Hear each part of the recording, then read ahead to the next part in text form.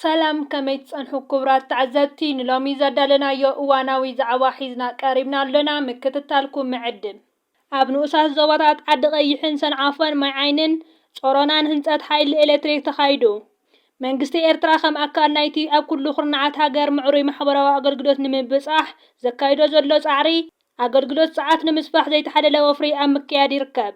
ጠለብ ኣገልግሎት ሓይሊ ኤሌክትሪክ ካብ ግዜ ናብ ግዜ እናዓበየ ይኸይድ ብምህላው ድማ ጠለባት ህዝቢ ንምምላስ ገዚፉ ህርታት ሓያል ጻዕርታት ዝሓትት ስራሓት የካይድ ኣሎ።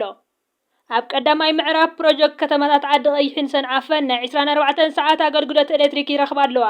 ኣብ ካልኣይ ምዕራፍ እቲ ፕሮጀክት ከተማ ማይ ዓይኒ ሓዊሱ ኣብተን 4 ንኡሳን ዞባታት ዝርከባ ከባቢ 40 ዓድታት ን24 ሰዓታት ኣገልግሎት ኤሌክትሪክ ክረኽባ እየን። ኤርትራዊ ፕሮፌሽናል ተቐዳዳማይ ናትናኤል ብርሃነ ምስ ቱርካዊት ቤይኮዝ ንሓደ ዓመት ክሳዕ 2027 ምስኣ ክወዳደር ውዕሉ ኣሐዲሱ።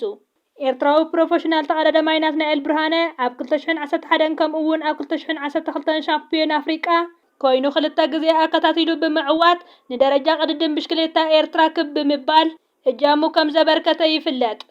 ኣብ ዝሓለፈ 3 ዓመት ምዛ ቱርካዊት ጋንታ ንተቐዳደምታት ተመክሮ ኣብ ምቕሳምን እዛ ጋንታ ኣብ ዝመጽእ ዓመት ስማ ናብ ጋንታ ኢስታንቡል ቀይራ ኣብ እትስለፈሉ ሓድሽ ማልያ ናይዛ ጋንታ ለቢሱ ክወዳደር እዩ። ኣብ ናይ ኢትዮጵያ ኣብ ክልል ዓፋር ምክትል ሓላፊ ቢሮ ሲቪል ሰርቪስን ዳይሬክተር ዓቕሚ ሰብ ኣብ ዩኒቨርሲቲ ሰመራን ንስርዓት ኣብይ ብምርሕራሕ ናብ ሰብራዊ ግንባር ሓርነት ዓፋር ከም ዝተጸንበረ ተገሊጹ። ኣብ ሰመራ ዩኒቨርሲቲ ዳይሬክተር ዓቕሚ ሰብን ምክትል ሓላፊ ቢሮ ሲቪል ሰርቪስ ዝነበረ ኣብ ህዝቢ ዓፋር ልዑል ተቐባልነት ዝነበሮ ተጋዳላይ ራሺድ ሓሰን ናብ ብጾቱ ከም ተጸንበረ ተገሊጹ። ኣብ ገማግም ባሕሪ ሊብያ ብዘጋጠመ ሓደጋ ምጥሓል ጀልባ 116 ስደተኛታት ደሃዮም ከም ዝጠፍኡ ተገሊጹ።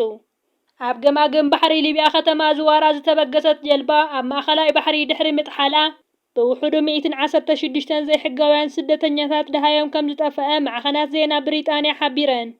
ብመሰረት ሊብያ ሪዩ ዝተባሃለ መርበብ ሓበሬታ ኣብ ዓባይ ብሪጣንያ ዝመደበሩ ማዕኸን ዜና ጃቢ ኒውስ ብምጥቃስ ዝዘርግሖ ጸብጻብ ካብታ ብ9 ታሕሳስ ካብ ዝዋራ ከም ዝተበገሰት ዝተነገረላ ጀልባ ሓደ ሰብ ጥራይ ብሂወት ተረኺቡ ከም ዘሎ ተገሊጹ።